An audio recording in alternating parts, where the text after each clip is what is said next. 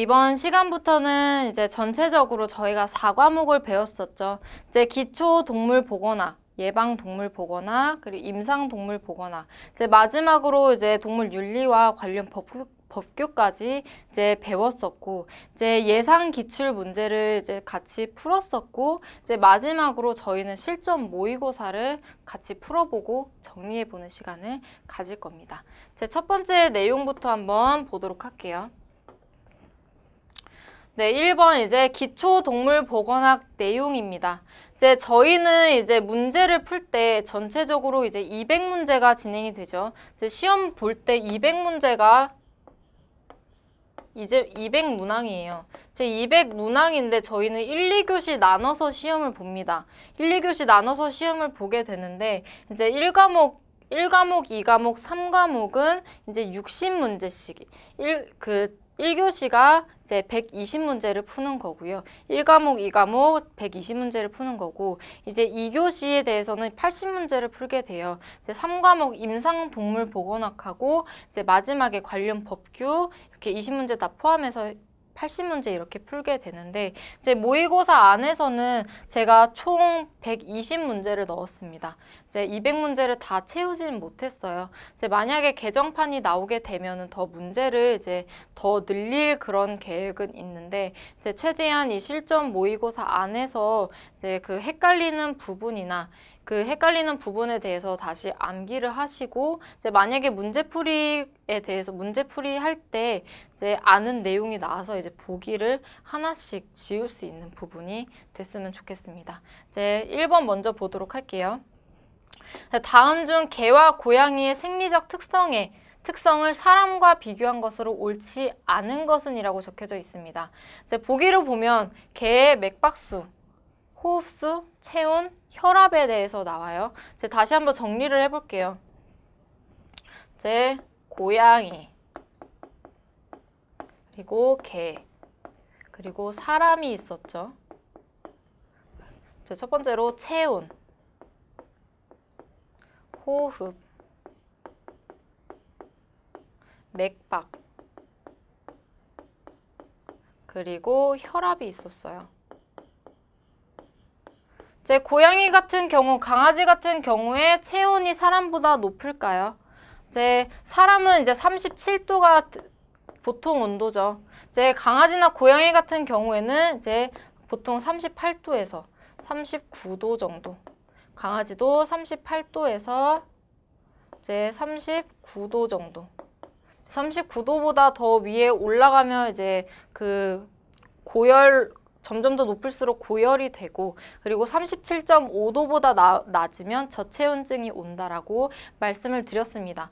이 체온 같은 경우, 이런 그 호흡이나 맥박, 혈압 같은 경우는 이제 정상 범위에 대해서 약간 차이가 날 수는 있어요. 이제 만약에 이제 운동을 많이 해서 일시적으로 체온이 높을 경우, 이럴 경우도 있고, 그러면 체온이 높고, 이제 강아지 같은 경우에는 호흡을 통해서 체온 조절을 한다고 말씀을 드렸죠. 그래서 이제 일반적으로 체온을 쟀을 때 이제 체온이 약간 높게 나올 수도 있습니다. 그래서 이런 체온이나 호흡, 맥박, 혈압을 쟀을 때는 일반적으로 좀 안정을 취한 다음에 아이들이 좀 경계하지 않고 이런 좀 그 병원에 가서도 좀 시간적으로 여유를 갖고 재는 게 일반적입니다. 또 정확한 치수를 잴 수 있겠죠. 이제 호흡 같은 경우에는 개보다 고양이가 훨씬 높았습니다. 이제 사람 같은 경우에는 보통 한 20회 정도, 12회에서 20회 정도라고 말씀을 드렸고, 자, 개는 한 20에서 한 25회. 이제 고양이는 조금 더 높죠. 한 20회에서 한 30회 정도 된다고 말씀을 드렸고요. 이것도 체온에 따라서 아이들의 상태에 따라서 약간씩 달라질 수 있습니다. 정상 범위를 말씀을 드린 거고요. 자, 맥박 같은 경우에는 이제 보통 사람은 60에서 한 100 정도 나온다고 생각을 하시면 되시고, 이제 혈압이랑 이제 그 강아지 같은 경우에는 혈압이랑 좀 비슷해요. 한 70에서 한 120. 고양이가 좀 높게 나왔죠. 한 140에서 한 220. 좀 높게 나왔습니다. 이제 혈압은 좀 다 비슷하다고 말씀을 드렸죠. 한 80에서 120. 이제 혈압은 이제 사람과 동물이 좀 비슷하다라고 말씀을 드렸어요. 이제 고양이 혈압 같은 부분은 이제 질문을 주신 분들도 있었는데 이제 70에서 제가 150 또 말씀을 드렸고 이렇게 80에서 120도 말씀을 드렸어요.